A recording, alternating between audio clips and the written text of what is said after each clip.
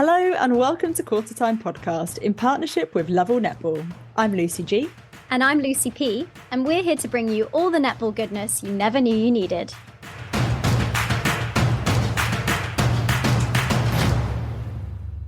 Hello everybody and welcome back to another episode of Qtr Time podcast. Luce, we're on to the final round, regular round of the Super League. How bonkers. It kind of feels like it went week 1, week 2, week 8, week 15, 19, 20, 21. Like, it's really just absolutely sped up towards the end, hasn't it? I can't believe where the time's gone. I know, right? Absolutely crazy. But yes, we are nearing the end of the Super League season, but still lots of netball goodness to bring your way before we get there. So, Luce, run us through today's episode. Well, first we'll be running through our 3-word summaries of round 18 in the Netball Super League and revealing our game of the round and our player of the round. Oh, I'm so excited about our guest today. We are bringing you a player profile with arguably the best shooter in the world, in history of the sport, perhaps. Potentially. It is the legendary Jhaniele Fowler. We chat to Jhaniele all about her journey to obtaining GOAT status, growing up in Jamaica, her biggest influences and motivators, and so much more. This is a really good one. Yeah, I'm so excited to have her. She's such a big name in our game, isn't she? So, yes, amazing stuff. But before we crack on with the 3-word summaries, just a little bit of netball news for you. Obviously, I think the day we released the episode last week was when all the news in Collingwood came out. So it looked like we were behind the curve, but we're all over it. Podcasts are not the platform for breaking news. Yeah. It always seems to break after we release the episode. So annoying. Typical, isn't it? But obviously lots of updates with the Collingwood situation. They are officially not going to be in the SSN for next year. There's been some really interesting articles, lots of mudslinging going around, proportioning of blame, but really it's the players and the staff who are the ones really suffering, and my heart goes out to them. And I think the way the netball families rallied together for the Collingwood players and team has been incredible. However, Netball Victoria have confirmed its commitment to retaining a second Victorian team in SSN. Lots of chatter around sort of what will happen next, who else has expressed an interest, how they'll go about setting it up at such short notice. And interestingly, Lisa Alexander has effectively put her hand up to be head coach of whatever team is created, which I think would be amazing. Like, she needs to be in the elite competition. Yeah, it's crazy, isn't it? Because obviously she came over to coach at Pulse and then went back to Australia and then hasn't done a specific coaching role as much as I've seen, since that time. So yeah, she should be looking for something. It could be interesting. Yeah, definitely. And we've also had a couple more retirements as well. One that we missed last week was Sulu Fitzpatrick. Absolutely devastated. I would highly recommend going back and listening to our episode with her. It's probably one of my favourites, Overcoming Challenges, I think it was. And it's phenomenal. She's an incredible woman. And also Ellie Bird renounced her retirement this week at the end of the Rhinos game as well. Very emotional, lots of tears. But yeah, big thank you to both of them for everything they've given the game over the years. Yeah. Oh, it's always quite sad this time of year, the retirements, isn't it? I think there's going to be a few more in the pipeline as well, potentially. So yeah, wow. And finally, just before we get on to our summaries, the tickets for the Pulse versus Storm semi-final at the Copper Box, 9th of June, 6:30 p.m. Well, the links in our show notes, the tickets are on sale now. We will be hosting the game. We're super excited to say that. So it should be a great vibe. Expect plenty of energy, plenty of dancing, and a really cracking netball match. I think Storm are going to be gunning for it because they've got nothing to lose, have they? Yeah, 100%. It's I'd say the ball is kind of in Pulse's court, quite literally, at the Copper Box Arena. But oh my God, Liz. I was quite proud of that one, actually. Oh dear. But for me, I think it's Pulse's game to lose. So we'll see what happens. Yeah. So moving on to our summaries for the Netball Super League round 19. First up on Friday, we had Sirens versus Dragons, which was a 50-37 win in favour of Dragons. And I said, I don't know if this is a bit harsh, but I said disappointing Celtic clash. No, I think that's fair. The last time that Sirens scored single digits in 3 or more quarters in a game was actually back in round 7, 2021 against Wasps. And that was when it was 12-minute quarters. I actually tried to look back further on the Netball Super League website, but it didn't have the data that far back. And that just goes to show what a tough game that Sirens had.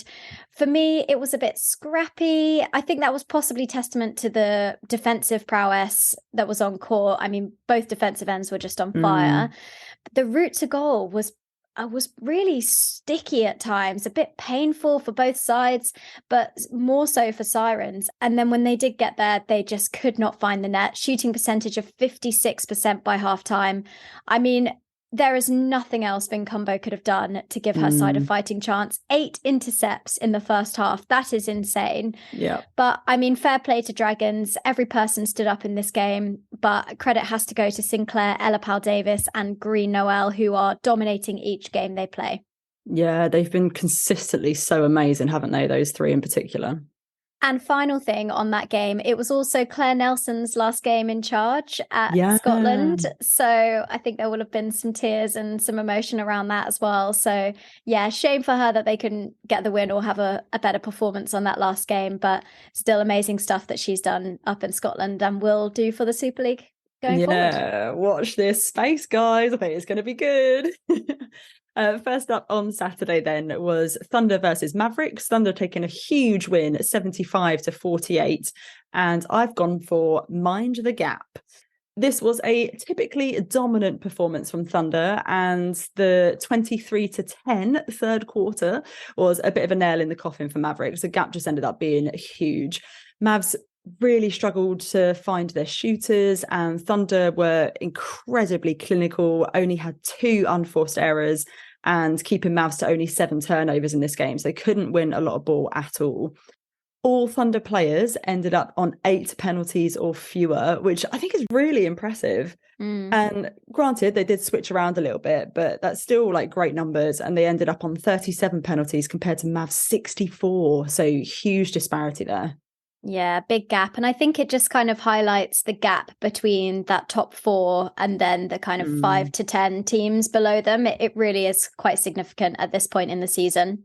Yeah. Next up, it was Pulse versus Lightning. Pulse 61, Lightning 58. And I said for my 3-word summary, top of the league. Oh, a little bit of cheating there with the 3 words. I'm going for top apostrophe O. The league. But this was a truly excellent game, which secured a first place finish and a home semi-final for London Pulse. Buy your tickets. Pulse and Lightning are really well matched, and I think you saw both of these sides perform like grand final contenders. It was such a high quality game. Liv Cheen was owning Alice Harvey, who was incidentally sent to the bench at halftime. Cheen shot 36 from 36, right? With Berry Neal putting up 25 from 26. Wow. That's 1 missed shot in the game from Pulse, which is insanity. That's like international numbers. Good. Well, makes sense, doesn't it? Why it's international numbers. But almost every Pulse player who took the court had at least 1 turnover. And we've said that before at some point this season. I remember saying that. And it was a really high quality game. Like I said, just 5 unforced errors between the teams. Wow. And I did think Lightning towards the end seemed a little bit frustrated with the physicality. We actually saw Vic Burgess speaking to the umpires at the end of the game. But according to the stat sheet, both teams ended up on exactly the same number of penalties, 63 apiece. I actually thought it was there was a lot of contests being let go. It felt very much like international level in terms of what was being let go and what was being called. And I really enjoyed that, actually. I think that's why it felt like such a great game. Although there were a lot of penalties, there was still enough flow in the game. Definitely. Following this then, final game of the round was Stars versus Rhinos, with Rhinos taking a win at 59-52. And I've gone for back-to-back. This victory meant that Rhinos won 2 games on the bounce for the first time in 2023, and they denied Stars a guaranteed 5th place ladder position finish. Stars were without Gabby Marshall, who sustained a back injury prior to the Thunder game, but credit to Pocket Rocket Ruth Hughes, who replaced her and was taking every other ball on occasion, particularly in the first half. She really shone for them. Ellie Bird put up 43 from 44, earning herself a player of the match. And as we mentioned earlier, very movingly announced her retirement in the post-match interview. Yeah. Oh, I really loved what Ruth Hughes brought to the game. She's such a firecracker, and I'm excited to see what she can do into the future. It's quite an exciting young prospect, I think, for Stars. Yeah, 100%. And I think, quite often we do see these things through, negative circumstances like an injury or something like that. But actually seeing the depth of talent that our country has that people have no idea about is incredible. Yeah, and Jazz Brown is another one. Yeah, exactly that. And, speaking of these amazing players, our game of the round this week is Stars versus Rhinos. And as we said, Ruth Hughes, this was her first 60 minutes of netball. I think she debuted against Team Bath earlier in the season, only had sort of 5 minutes or so, but she absolutely smashed it. She was up against Elle McDonald, who is in the Roses programme, has experience of playing at SSN. So she had a pretty big task up ahead of her, but she breezed through it by the looks of it, like absolutely no concern for her. And what I really loved is that she has a great touch on her feed. Yeah, it's really, really precise. I think actually there were so many Stars players who had a really great game in this match, and they're quite unlucky to have lost. Yeah. I think Siggy was really strong, really reliable. She shot 38 from 39. Shaw was a workhorse, as always, managed to quite often place the ball out of Oyesola's reach, on the vast majority of her feeds, which that in itself is not an easy task given the speed of Oyesola's footwork. I think McPhail as well, one of her strongest games, got a fair amount of hand to ball. And I think that, if you look back at where Stars were at the start of the season, they've lost Rebecca Airy, Lucy Herdman, Izzy Eaton, and they're like quite big names as well. So I think they've done a bloody good job to get to where they are at the end of the season. So props to them. Yeah, I'd actually forgotten about those 3 players missing. And when you take that into consideration, I think they have done extremely well. I know the results towards the end of the season haven't necessarily gone as they'd hoped. They have missed their target of winning half their games or more. But still, a 5th place finish, which is likely, I think, given the goal difference between them and Mavs, is very commendable. Yeah, and I think if they sort of fell apart in that last quarter a little bit. But if they hadn't have done, they could have quite easily taken it. So I think it's been a great season for them. And I think for Rhinos, it was a fairly solid performance overall, but they really stepped it up in that last quarter. Stars only scored 5 goals in the first half of the final quarter. And I just thought the hunger from Rhinos was really evident. Like Nia Jones, you could just see the passion just emanating through her. It's amazing. I think Michelle McGee had a really great impact in this game and was a much needed defensive change. And in the last few minutes of the final quarter in particular, Stars really just could not find their shooters. I don't know what happened, a complete disconnect.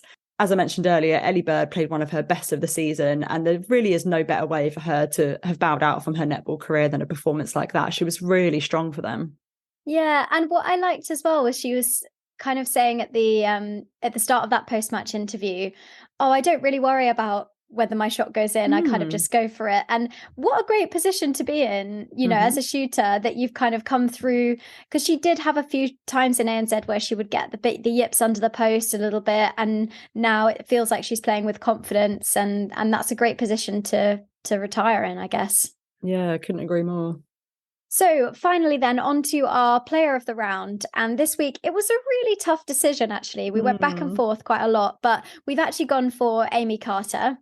Nice. She played 3 quarters in centre, racking up 37 feeds, just behind Nat Metcalf on 41.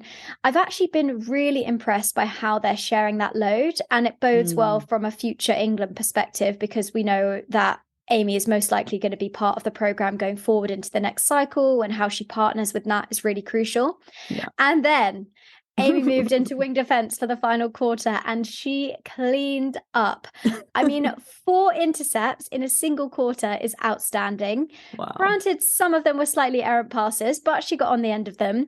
She had just 4 penalties in the entire game. So if we're looking at that PG rating that our friends over at Real V Feel created, that's a PG rating of 1, which is excellent. Bearing in mind, she also came back from the ACL injury just this season, and she really looks like she hasn't missed a beat. She is also the only centre in the top 5 for feeds this season. All the others are predominantly wing attacks, and we just know that she can get in amongst it defensively too. But overall, a great week for Amy. I love how confidently and tirelessly she played, even when the side were up by a lot. I guess they were looking at that goal difference to try and catch up with Lightning on the ladder, but they are 50 goals behind. So unless something goes terribly wrong for Lightning in round 20, they will most likely miss out on that home semi-final. But I'm really interested in the move from centre to wing defence for Amy. I think Greggy has a lot of options for that semi-final, and I'm quite interested to see how she utilises them. Yeah, I mean, this is the semi-final that I think is probably the most unpredictable. Like, you can absolutely see either side taking it. Whereas with Storm and Pulse, I think the odds are with Pulse, I think. Yeah. So yeah, so many options. Really interesting to see what sort of strategic mastermind comes out on court. Yeah, no, definitely. Coming up after the break, we chat to the shooting powerhouse of Jhaniele Fowler.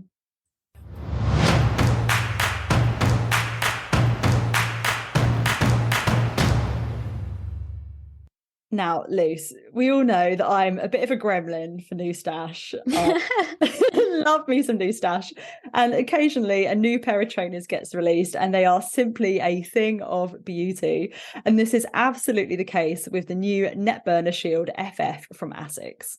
Oh, they are amazing. It makes me think of that meme, you know, just hang it in the Louvre, these trainers. Even if you look past the gorgeous colour, which, I mean, personally, that's what I base all my netball shoe decisions on. Yep. But there are a lot of things to love. The shoe is specifically designed for advanced stability and is suitable for both attacking and defensive netballers, and particularly centres, if you're me in the middle. And they will support your feet during those short, sharp changes of direction that your coach is always badgering you to make too. And plus, they're super comfortable, so perfect for your all-day summer tournaments. And as you lovely listeners of the podcast will know, this season we're proudly partnered with Lovell Netball. So don't forget, you can get 15% off first-time orders of ASICS Netburner Shield FF trainers, or quite frankly, anything else that takes your fancy at lovellnetball.co.uk by using the code NETPOD15 at the checkout. Happy shopping, guys.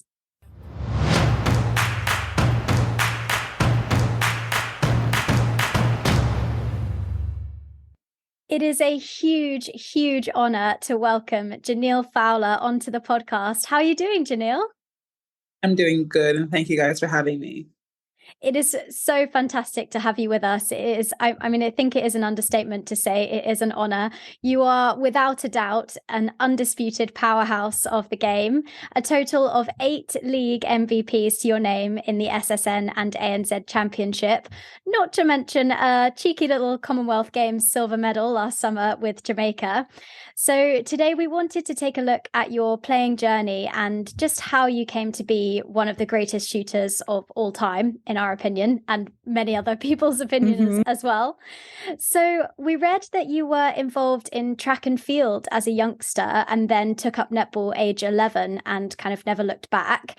Why did you make the switch to netball? What exactly was it about the sport that drew you in? To be honest, it was not really a switch because track and field was just something that I did, nothing that I took seriously. But netball, I did not choose netball. Netball actually chose me. Like my PE teacher, she was like, come, you're tall, you're going to play netball. And I've told this story like 1,000 times and it just never gets old because it was like a moment that changed my life. So yeah, that's how I started playing netball, by someone just pulling me into a netball team.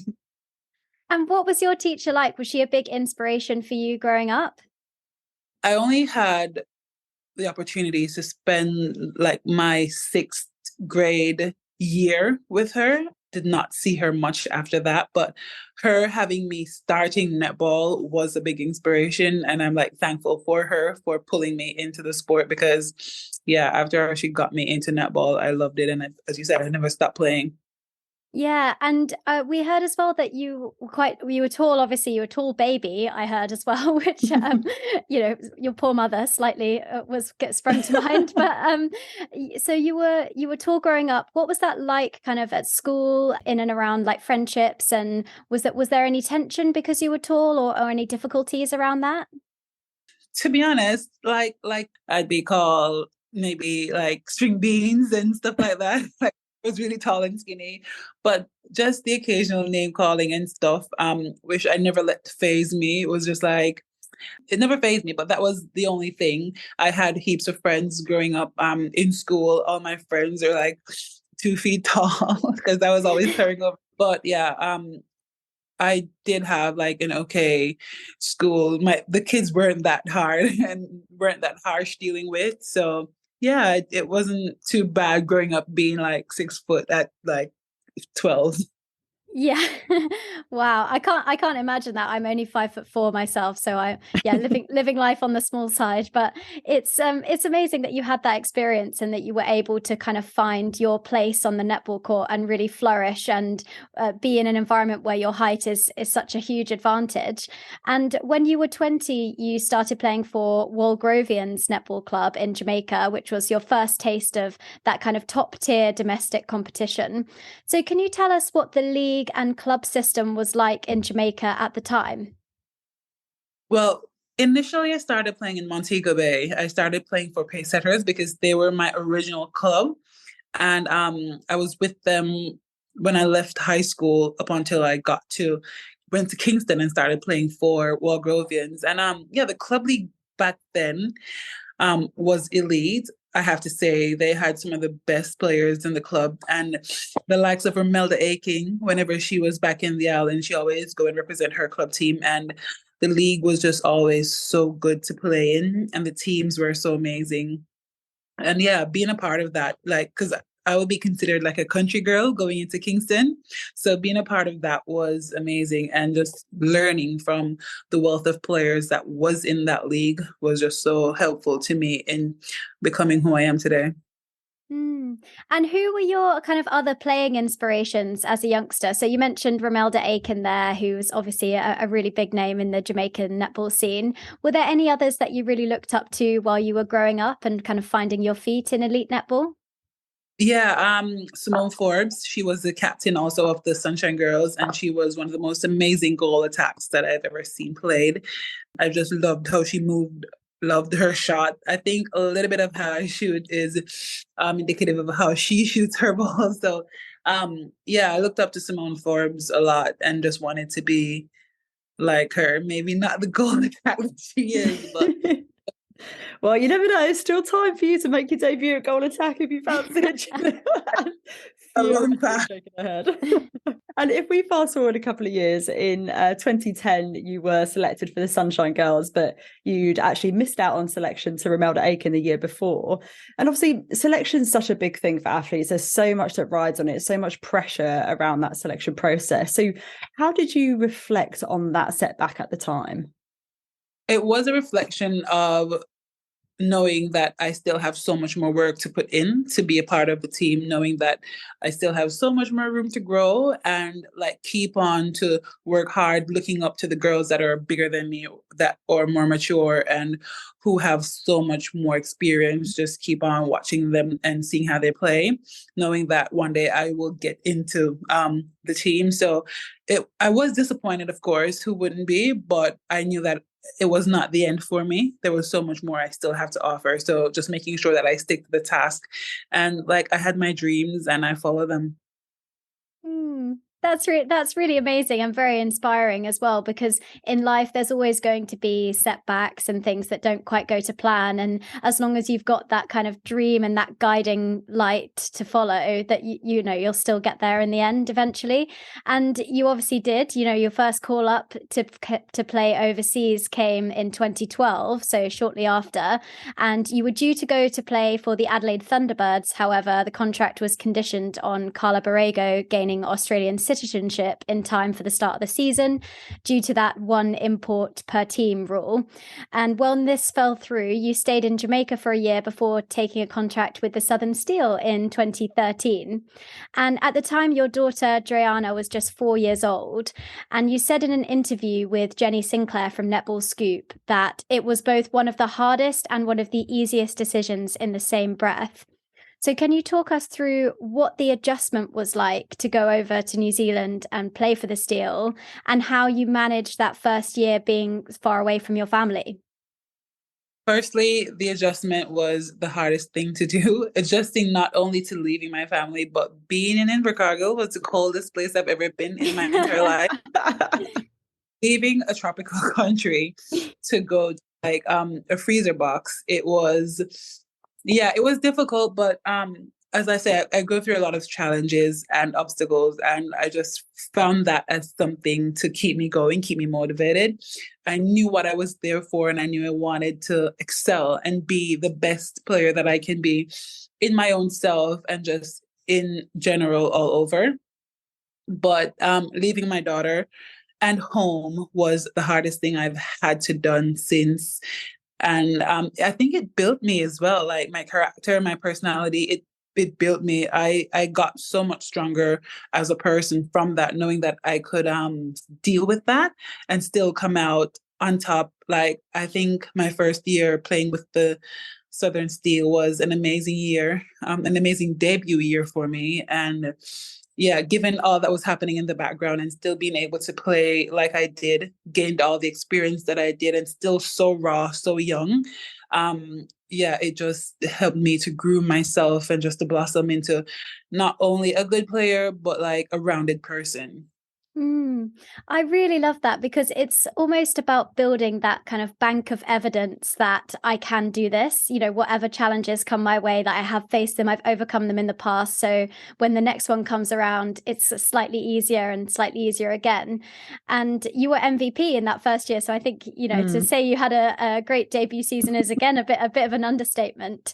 And when we were researching you for the podcast, we found out that your mum went over to work in the US when you were 12 and you were helping to look after your little sister. And we noticed a bit of a similar parallel in your move to New Zealand and Australia for your work. Both you and your mum obviously made a tremendous sacrifice in order to work and provide for your families and get those opportunities.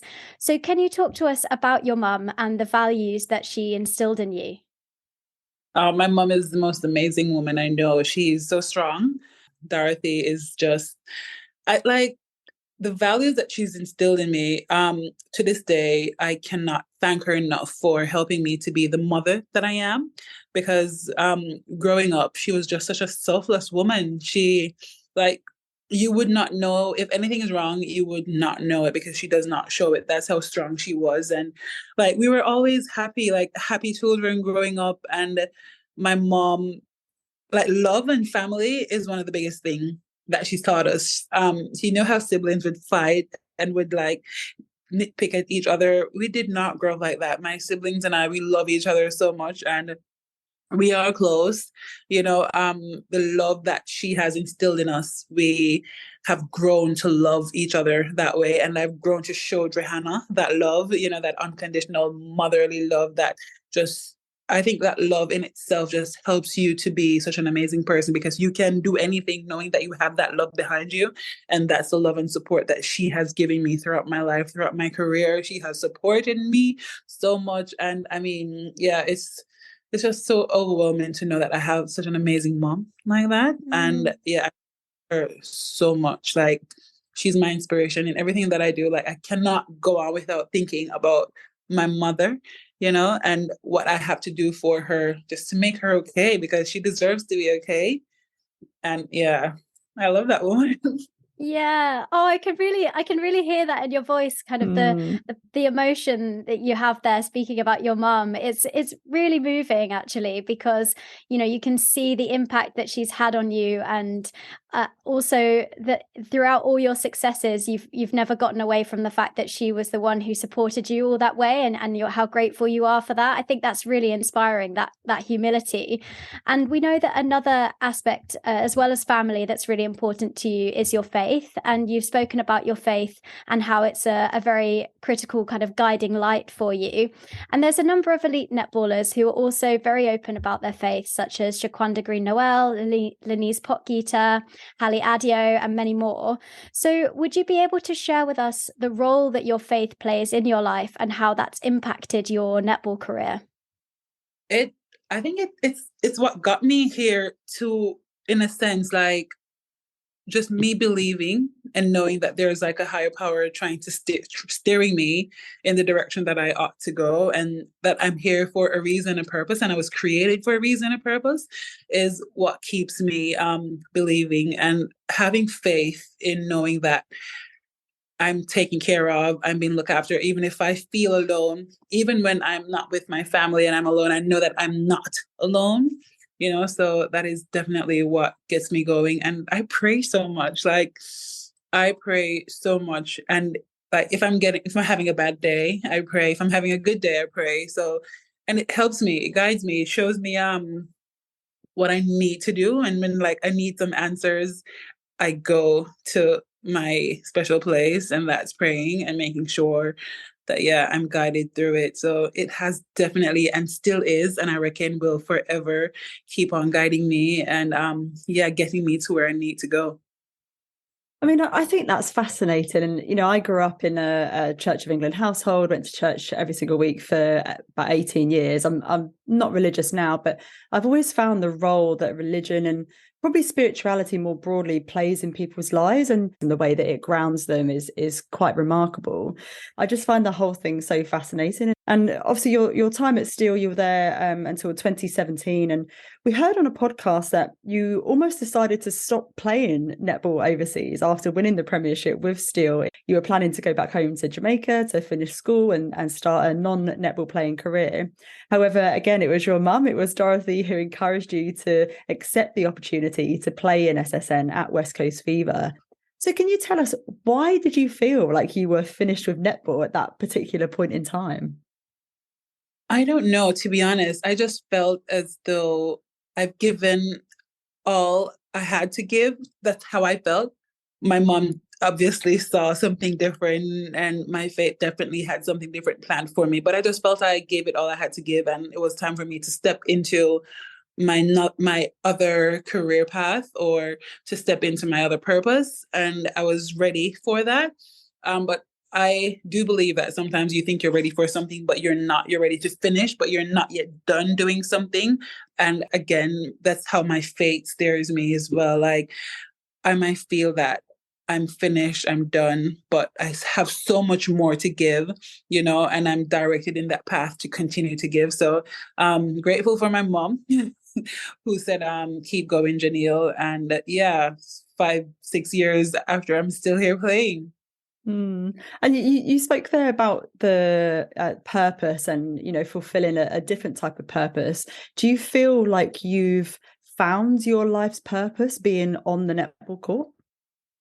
Definitely, I have. And not only about playing, but just all these young girls that I've inspired, who have come up to me, who have messaged me, and just those messages have like opened me up to understand that I'm not only getting on court to play, but I'm doing so much more. And whenever I can like talk to them and give them encouraging words, it means so much to them. So that is also a purpose of mine, to make sure that these young girls are inspired. Not even young girls, young boys as well. They message me a lot, and I'm open to anyone messaging me and just talking to me and just trying to get inspiration from me. And I love that, so it's not about playing and getting out there on the court. That's really interesting, actually. And we talk a lot on the pod with various guests around this element of athletes being role models, and this kind of athlete to icon transition that our sport is currently working through. We're not a fully professional sport, but we definitely are kind of getting there. And I think when you look at you in particular and the way that you conduct yourself both on and on court, like, you are the utmost professional. And there was an article with Sue Gordian who was absolutely singing your praises about the way that you conduct yourself and your values and your behaviours on court. So how much of this kind of role modelling element, how much does that play into your day-to-day actions and behaviour? Is it something you're really conscious of? To be honest, it is. I am conscious of it to an extent, but it's also who I am. Like, it's not something that I have to turn on. It's just there, So I'm just who I am, and it just plays out into me being a role model for all these young kids and even adults, to be honest. So it does. It's just who I am, and I think my mom says I'm too humble sometimes. And just how I carry myself, I should be a little bit more out there. but that's not me. And how I am and who I am inspires people, and I'll always stay true to myself and genuine. So yeah, I'm happy just being who I am, and it helps me to motivate and inspire. Yeah, I mean, motivate and inspire, you absolutely do. And I remember I was volunteer at the Netball World Cup in Liverpool in 2019. You probably don't remember me at all because you have so many photos of people, but there was one point I saw you walking away from the arena. I was like, oh my God, do I speak to her? Do I speak to her? Do I ask her for a photo? Like, she's such an icon. And I actually did ask you, and you very kindly took a photo of me. So it's not just kids that you inspire. It's adults, it's men, it's women, it's people across the globe. Like, you really are an icon. And thank goodness you didn't give up netball in 2017, as you've then gone on to also captain Australia. Oh my God, how dare I? You've also gone they wish. Yeah, absolutely do wish. You've also gone on to captain Jamaica. And that captaincy did come a little bit out of the blue, as Malisha Kelly was the existing captain at the time, but she wasn't released by Thunderbirds in time for an England series. And so you were therefore invited to take on the role. So what is it about you, other than your great humbleness, that makes you such an incredible leader? What do you think your greatest strengths are?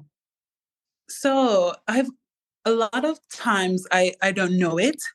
People actually tell me what it is. So it's like the unknown for me, but it's known to others. So I've been told a few times that when I speak, it electrifies people and people listen and it just captivates them. And to be honest, I don't know what I'm saying. Like, I know what I'm saying. Like, I know what I'm saying, but I don't know what about what I'm saying. You know, I'm just delivering a message or whatnot. But I reckon it's how I deliver it and the conviction of what I'm delivering. But like my teammates, in particular, the Jamaican teammates, they always tell me that they look up to me so much, and whatever I say goes, and I try to steer them in the best direction that I can as a leader. So it's like I'm open, and I'm a leader that does not think of my teammates or anyone else less than who I am. You know, I think we're all on the same page, we're all on the same level. And I respect people, and I want that same respect in return. So in order for me to get that, I do respect people. So I reckon it's just my relationship that I have with them, and just how we do things, or how I do things, makes it easy for me to lead them, and yeah, just have fun with them as well. That's so comes across even just in this interview. You can feel the genuineness and integrity that you kind of exude, and also that there's no part of you that's in any way power hungry or looking to be above anyone. Like you said, you just want to be leading people, but also still part of that team as well, and not feeling like a separate entity. And you kind of strike me as the person that you're not just saying, do as I say, you're saying, do as I do. You are setting that example for your team. And I think that's completely evident in the way that Jamaica have experienced, incredible success kind of under your leadership, I suppose. And you captained Jamaica in 2019 at the World Cup. And on that occasion, I think it's fair to say it didn't probably go as you'd hoped, with your side finishing 5th place after falling short to South Africa in the group stages. However, just 3 years later, you turned it around, despite all the challenges of the pandemic, to finish 2nd place at the Commonwealth Games in 2022. So what do you think contributed to this success for Jamaica? I think there were so much things happening in the background, and it propelled the team. It propelled us to want to work hard. It propelled us to want to be better. And we connected so much, and this group has been together for a while, and the camaraderie that we have built in terms of knowing each other in and out, on court and off court, has helped us so much to delivering the silver medal for Jamaica. We wanted the gold, but unfortunately we had to settle for the silver. But I have to give it to the girls because they worked so hard. Half of them are here in Australia playing, and the other half are home playing, and it's not as intense back home for them, so to kudos to them for putting in the work and making sure that they're up to par to come to work, to come games and to perform. And we knew that we wanted it for ourselves. We knew that we had a brilliant and amazing team rather going into Commonwealth Games. So we just capitalized on not only the experience that we're gaining here, but the experience that we've had as a team together. So I think that's one of the things that pushed us on to performing how we did. And like, we still have that amazing mindset to get out there to compete, so World Cup look out. But I mean, yeah, the mindset that we went into Commonwealth Games with was just one of the most amazing mindset that we've had as a group. And yeah, the work that we put in was really good. Yeah, I think that is so evident from the performances that you put out on court day after day during that tournament. It was absolutely extraordinary. And like the way that the whole crowd in the final, like, it doesn't matter where you were from, you were Team Jamaica that day. It was absolutely phenomenal. And you mentioned there's some of the stuff that was going on in the background. I would probably hazard a guess that some of that was to do around the disparity in terms of resources. We did a post-match interview with Rob Wright, who let us know that the whole of Team Jamaica were sharing one physio across all the sports. So that there is that huge disparity in terms of resources within the, even just within the top nations, let alone the ones further down. And despite not having the funding of the likes of Australia, England, New Zealand, you guys are absolutely excelling. But what do you think it will take to reach greater parity for funding and resources for all nations? I think netball needs to be marketed a lot more. Like, we have some of the most amazing players, amazing athletes on the planet, some amazing women to look up to. And also the part that men play in our sport, in the difference of, even the fast five that we had the other day with the men playing, that was so incredible to watch. So I reckon us marketing netball a lot more, getting investors to come in, invest in the sport, putting the sport out there for people who don't know what netball is. I still see people in Australia asking me what netball is. And I'm like, are you serious? In Australia, you're asking me what netball is? So getting netball out there, getting eyes to TV to see, and just marketing the hell out of netball so people from far and wide in all the nooks and crannies can see the sport. I reckon, and like young girls everywhere playing the sport.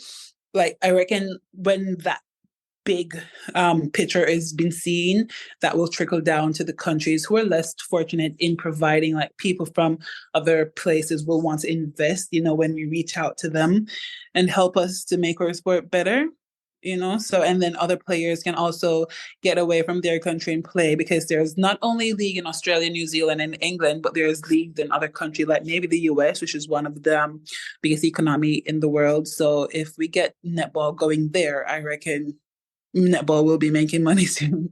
Yeah, and I think that's a massive thing. And actually with Jamaica, where it's situated, it's very well placed to potentially develop the sport in the US and kind of bring that along. And I mean, imagine if you could have a big sort of global tournament over there with all the players from all around the world. It would be amazing. I'd be like, yes, get me on a plane straight there going. And we've obviously got the Netball World Cup this year being held in South Africa, and the Netball World Cup final will fall on the 6th of August, which is incidentally the anniversary of Jamaican independence. So when you're representing your country, I imagine there must be just a huge, huge amount of pride that comes along with that when you step out and you're singing the anthem and, the whole crowd is there behind you. What would it mean for Jamaica's place in the world to win a Netball World Cup? Without fail, every time I hear our national anthem playing, I get goosebumps. So yeah, winning that on our Independence Day would mean so much to not only Netball Jamaica and the girls who are playing, but to our country. I reckon we'll have so much more people behind us, because we do get support, regardless how small it is, and we want to make those people who support us proud and bring people on board to support us. But it would mean so much to step out there on the podium on the playing on the 6th, right? And getting up on the podium to collect a gold medal. Yeah, I have to say, I mean, obviously I'm an England fan through and through, but if it's not going to be England, then I want it to be Jamaica. Absolutely. 100%. Yeah, it would just be so brilliant for the world order of netball, and the kind of ripple effects that would have, but backing Jamaica as well would be amazing.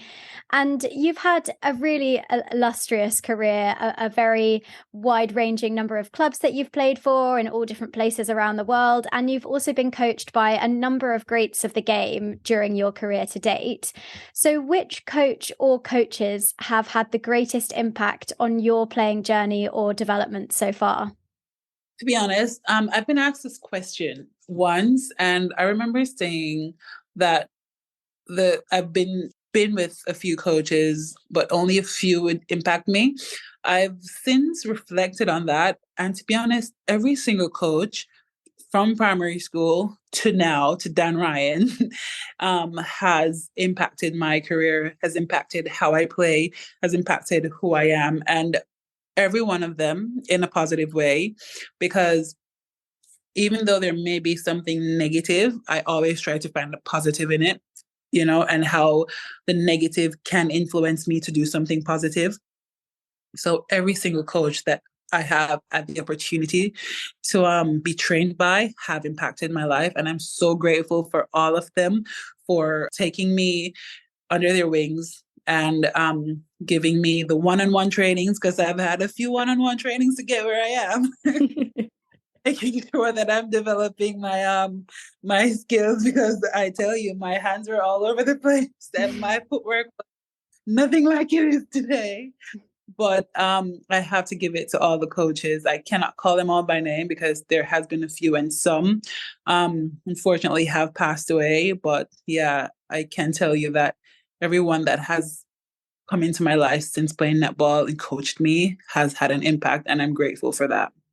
That's really amazing. And I think a lot of people see you as like, oh, the finished product, Jhaniele, she's the best shooter in the world, but they don't see all of those work and those years of training behind closed doors to get you where you are now, and all of those people that influence. So I suppose for anyone listening who is coaching, just kind of know that you are making a difference to people's lives. And even if you feel it might be in a small way, it is still very significant. And in your 22 years playing netball, you've played all around the world, built a reputation as one of the greatest to ever play the sport, and captain your country to a first Commonwealth Games final. But from all of your experiences within the sport, what has playing netball taught you about yourself? Oh, it taught me that I'm resilient. It taught me that I can stand up to anything, whether it be physical or emotional. It taught me real mental strength. To play netball and to be targeted, you have to be mentally strong more so than physically strong. You have to be physically strong, but I reckon if you're not mentally strong, you are going to be defeated. So I have developed my mental strength because of netball.